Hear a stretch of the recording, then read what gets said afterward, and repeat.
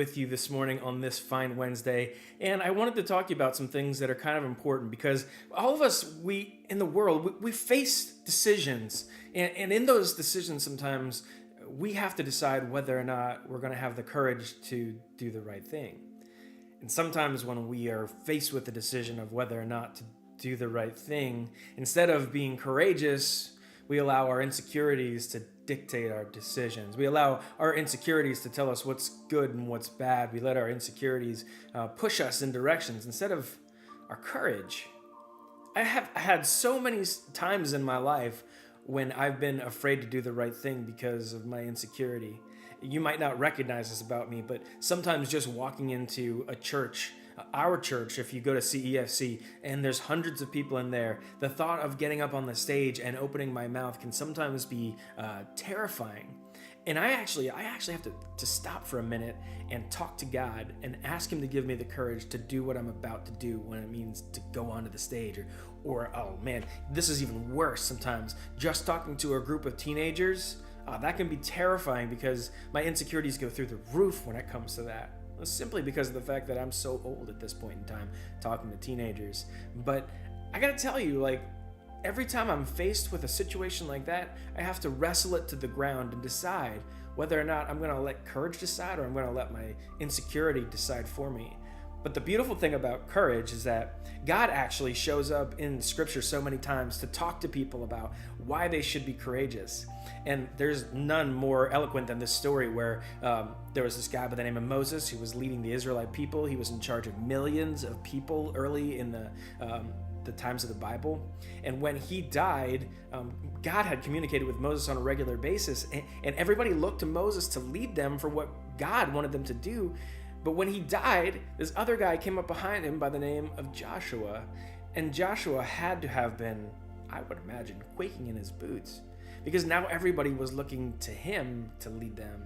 And God was going to use him to speak to them. And there was this transition here. And I don't know, if you've ever taken over for somebody that's been successful, then you know how scary it can be and the expectations that people might have for you. I've done this a couple times and man, it really can be terrifying. But in Joshua's situation, all of a sudden, the angel of God shows up. So a representative of God shows up and begins to speak to him.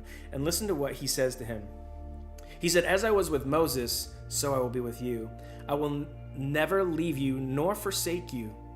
So be strong and courageous, because you will lead these people and to inherit the land that I swore to give their ancestors to give them." And then he says again, "Be strong and courageous. Be careful to obey all the law my servant Moses gave you, and do not turn from it to the right or to the left, so that you may be successful." And then he says it one more time. "Have I not commanded you? Be strong and courageous."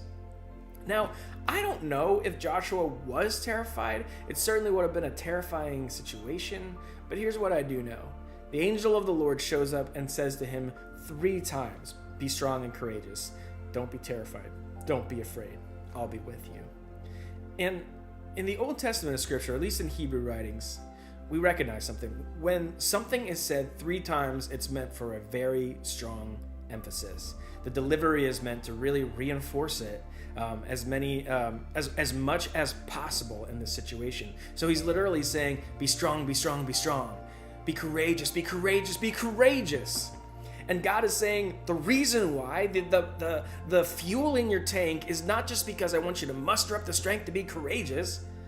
He said the fuel in your tank, the reason why I'm so bold about this claim is because I will be with you. So maybe today you're facing some difficult decisions and you got to decide whether you want to allow courage to decide or your insecurity. But let me just give you this piece of advice, that if you're a follower of Jesus, then the same God that spoke to Joshua is also with you. And you don't need to muster up the courage to face today and all the decisions you got to do. All you got to do is rely on the fact that the God who spoke to Joshua and said, "Be strong and courageous," is in you, and he's with you.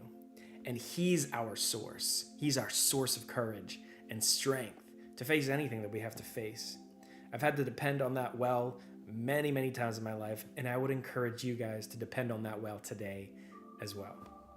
All right, we'll talk to you guys later.